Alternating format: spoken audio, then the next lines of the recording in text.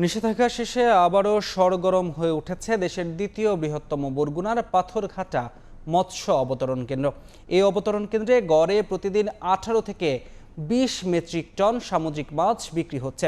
এ বিষয়ে আরও জানাতে পাথরঘাটা থেকে সরাসরি যুক্ত হচ্ছেন সহকর্মী সাইফুল মিরাজ। যাচ্ছি তার কাছে।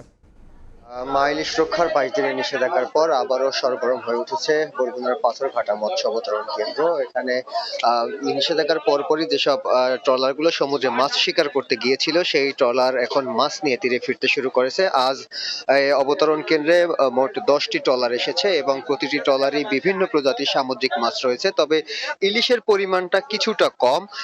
মিশ্রিত বিভিন্ন প্রজাতির যে মাছ, সেই মাছের সংখ্যাই বেশি। আমরা এখানকার মৎস্য অবতরণ কেন্দ্রটি ঘুরে ঘুরে দেখেছি যে ইলিশের পাশাপাশি এখানে লইট্টা, পোয়া, কোরাল, লাক্ষা মাছ, এই জাতীয় মাছের পরিমাণটা বেশি এবং প্রতিটি ট্রলারই কিন্তু আসলে মাছ রয়েছে এবং এই মুহূর্তে ট্রলার থেকে মাছগুলো অবতরণ কেন্দ্রে নিয়ে যাওয়া হচ্ছে।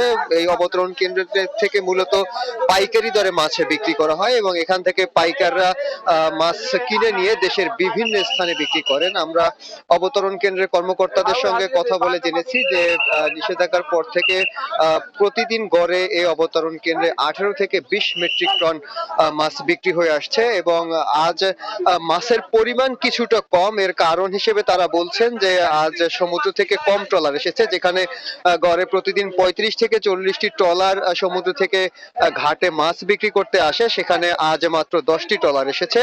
তবে জেলেরা বলছেন যে আসলে নিষেধাজ্ঞার পর সমুদ্রে যে মাছ পাওয়ার প্রত্যাশা নিয়ে তারা গিয়েছিলেন, সেখানে আসলে তাদের প্রত্যাশার সঙ্গে প্রাপ্তির কিছুটা পার্থক্য রয়েছে।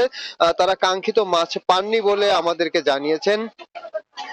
অন্যদিকে এই অবতরণ কেন্দ্রে যে মাছ বিক্রি হয়, সেখান থেকে কিন্তু সরকার রাজস্ব আদায় করে থাকে। এখানে মোট বিক্রিত মাছের শতকরা 1.25% হারে রাজস্ব আদায় করা হয় এবং এই রাজস্ব শুধু বরগুনার পাথরঘাটা না, এবং এর পাশে আরো একটি অবতরণ কেন্দ্র আছে, সেখানেও কিন্তু পাইকারি দরে মাছ বিক্রি হয়। তো এই ছিল পাথরঘাটা থেকে আমার কাছে সবশেষ।